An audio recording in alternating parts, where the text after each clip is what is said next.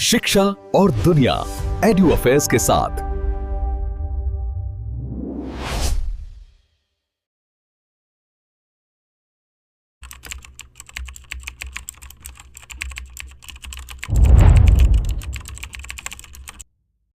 नमस्कार। आज हम बात कर रहे हैं दो बहुत पुरानी सभ्यताओं की, भारत और ग्रीस की। ये दोनों देश आज मिलकर एक बहुत ही मजबूत रणनीतिक साझेदारी बना रहे हैं। लेकिन सवाल ये है कि आखिर ऐसा क्यों हो रहा है, और वो भी इसी वक्त। चलिए आज इसी को समझते हैं। तो कहानी की शुरुआत होती है एक बहुत ही अहम बैठक से। हाल ही में भारत और ग्रीस के रक्षा मंत्रियों की मुलाकात हुई, जिसके बाद एक जॉइंट डिक्लेरेशन ऑफ इंटेंट यानी जीडीआई साइन किया गया। अब देखिए, ये सिर्फ एक कागजी समझौता नहीं है, बल्कि ये एक ठोस इशारा है कि दोनों देश अपने रक्षा सहयोग को लेकर कितने सीरियस हैं। तो इस बैठक में ऐसा क्या खास हुआ? खास बात यह थी कि अब मामला सिर्फ बातचीत या मुलाकातों तक सीमित नहीं है। अब एक proper time bound action plan बनाया जा रहा है। तो इस जेडीआई के तहत अगले 5 सालों के लिए एक पूरा का पूरा रोड मैप तैयार हो गया है। इतना ही नहीं, 2026 के लिए एक डिटेल्ड मिलिट्री कोऑपरेशन प्लान भी एक दूसरे से शेयर किया गया है। और इसमें एक और दिलचस्प बात है, भारत का आत्मनिर्भर भारत मिशन और ग्रीस के अपने डिफेंस रिफॉर्म्स, इन दोनों को एक साथ जोड़कर आगे बढ़ने की प्लानिंग है। पर रुकिए, यह सब सिर्फ दो देशों के बीच की बात नहीं है। इसका असर पूरी दुनिया की जियोपॉलिटिक्स पर पड़ सकता है। चलिए जरा बड़ी तस्वीर को समझते हैं। देखिए, इस पूरी साझेदारी की सबसे बड़ी वजह है ज्योग्राफी। ग्रीस को यूरोप के लिए भारत का गेटवे यानी प्रवेश द्वार माना जा रहा है, और यही लोकेशन इसे भारत के लिए बहुत बहुत खास बना देती है। और ये नक्शा इस बात को और भी साफ कर देता है। ग्रीस की जो स्ट्रेटेजिक लोकेशन है, वो उसे India, middle east, Europe economic corridor यानी आईमैक का एक बहुत ही जरूरी हिस्सा बनाती है। ये एक बहुत बड़ा प्रोजेक्ट है, जिसका मकसद भारत से यूरोप तक सामान पहुंचाने के लिए एक नया और तेज रास्ता बनाना है। इस गठबंधन का एक और बहुत बड़ा रणनीतिक कारण भी है। ये गठबंधन एक तरह से तुर्की और पाकिस्तान की बढ़ती नज़दीकियों को बैलेंस करने का काम भी करता है। देखिए, ग्रीस और तुर्की के बीच तनाव तो जगजाहिर है, और उधर भारत के लिए भी पाकिस्तान एक बड़ी चुनौती है।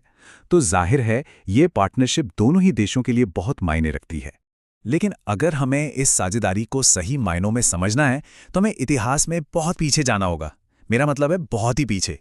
ये जो मॉडर्न गठबंधन है ना, ये असल में बहुत गहरी ऐतिहासिक जड़ों पर बना है। ये कोई नई दोस्ती नहीं है। इस टाइमलाइन पर एक नजर डालिए। भारत और ग्रीस के रिश्ते लगभग 2500 साल पुराने हैं।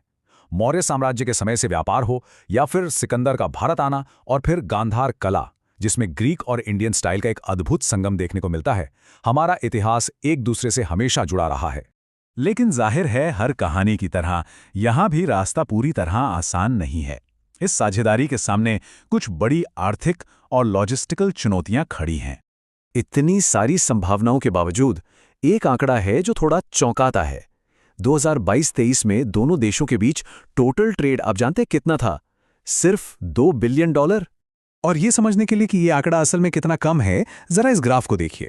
एक तरफ जहां जर्मनी के साथ हमारा व्यापार $30 अरब से भी ज्यादा है, वहीं ग्रीस के साथ ये सिर्फ 2 अरब पर अटका है। ये एक बहुत बहुत बड़ा अंतर है। तो इसकी वजह क्या है? पहली वजह तो यही है कि ट्रेड वॉल्यूम कम है। फिर दोनों देशों के बीच कोई सीधी शिपिंग लाइन नहीं है। इसका मतलब है कि सामान को दूसरे बंदरगाहों से घुमाकर भेजना पड़ता है, जिससे लागत और समय दोनों ही बढ़ जाते हैं। और साथ ही दोनों देशों के बीच रेगुलर हाई लेवल मीटिंग्स की भी कमी है। और अब आती है एक और बड़ी चुनौती, एक तरह का चाइना फैक्टर, जो ग्रीस को भारत का गेटवे टू यूरोप मानने वाली बात को थोड़ा कॉम्प्लिकेट कर देता है। यह एक बहुत बड़ी पेच है। ग्रीस का जो सबसे बड़ा बंदरगाह है, पिरायस, उसका ज्यादातर हिस्सा चीन की एक सरकारी कंपनी के कंट्रोल में है। अब जरा सोचिए, भारत यूरोप में अपनी सप्लाई चेन के लिए एक ऐसे पोर्ट पर निर्भर होने की सोच रहा है जिसका कंट्रोल एक जियोपॉलिटिकल राइवल के हाथ में हो। ये एक बहुत बड़ी सुरक्षा चिंता है। तो इन सारी चुनौतियों से निपटने और इस रिश्ते को मजबूत करने के लिए क्या किया जा सकता है? अच्छी बात यह है कि इसके लिए एक साफ रोड मैप भी है। इन चुनौतियों से निपटने के लिए एक 5 पॉइंट प्लान सामने रखा गया है। इसमें आईएमएक को तेजी से शुरू करने से लेकर ग्रीन हाइड्रोजन के लिए एक ग्रीन कॉरिडोर बनाने, और यहां तक कि एनर्जी और सिक्योरिटी के लिए एक मेडिटरेनियन क्वाड बनाने जैसे बड़े और जरूरी कदम शामिल हैं। तो कुल मिलाकर भारत और ग्रीस की साझेदारी एक ऐतिहासिक दोस्ती से निकलकर अब एक स्ट्रक्चर्ड गठबंधन की शक्ल ले रही है, और इसकी कामयाबी इस बात पर निर्भर करेगी कि ये देश आर्थिक और लॉजिस्टिकल गैप्स को कितनी जल्दी भर पाते हैं। तो आखिरी सवाल यही बचता है, क्या ये प्राचीन दोस्ती आज की आधुनिक दुनिया में इंडो पैसिफिक को यूरोप से जोड़ने वाला एक मजबूत पुल बन पाएगी?